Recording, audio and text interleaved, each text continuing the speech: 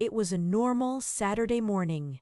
Mark was in the shower, and I was just sitting on the bed scrolling through his phone. I know, it's bad. But curiosity got the better of me. I was just looking at random apps when I absent-mindedly opened his contacts. I was just browsing, not really looking for anything in particular, until I saw it. 2 contacts, right next to each other, both named Emily's. Emily's and Emily Two's. My heart skipped a beat. Who was Emily? And why were there 2 of her? I decided to ditch the usual tourist traps and just wander. I found myself in a quiet neighborhood, away from the crowded city center. Cobblestone streets, old buildings with peeling paint, the kind of place that feels like it hasn't changed in centuries. I stumbled upon a small antique shop, tucked away in a corner. It looked dusty and forgotten, but something drew me inside. The shop owner was an old woman with kind eyes and a warm smile. She didn't speak much English, but we managed to communicate with gestures and broken phrases.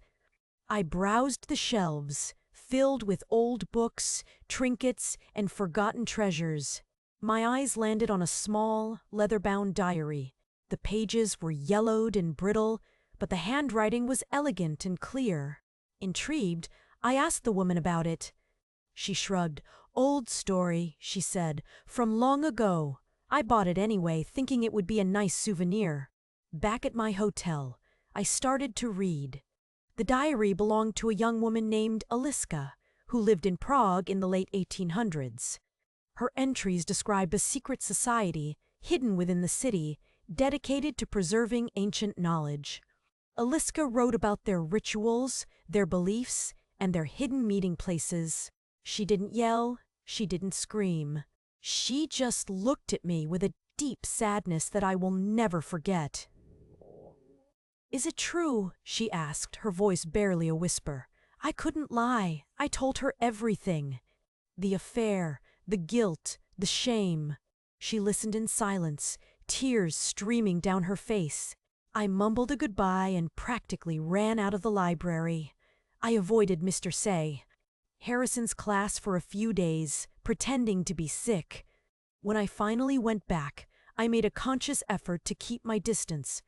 I focused on the material, on getting good grades, on anything but him. He seemed to notice the change, but he didn't say anything. Things went back to normal, or at least, as normal as they could be. I eventually moved on. High school ended, and I went to college. I never forgot Mr. Bratt. Harrison, but the feelings faded with time. I realized the feelings were admiration mixed with the confusion of adolescence, and the emotions simmered down to almost nothing. Years later, I saw him at a grocery store in my hometown with his wife and 2 kids. I smiled, and he smiled back, a simple acknowledgement. It was just a memory, a chapter in my life that had closed. But sometimes, late at night, I wonder if he ever knew how I felt. Did he ever suspect the turmoil I was going through? These questions and more were left unanswered. If you want more amazing and interesting stories, don't forget to like, share, and subscribe. We appreciate you watching.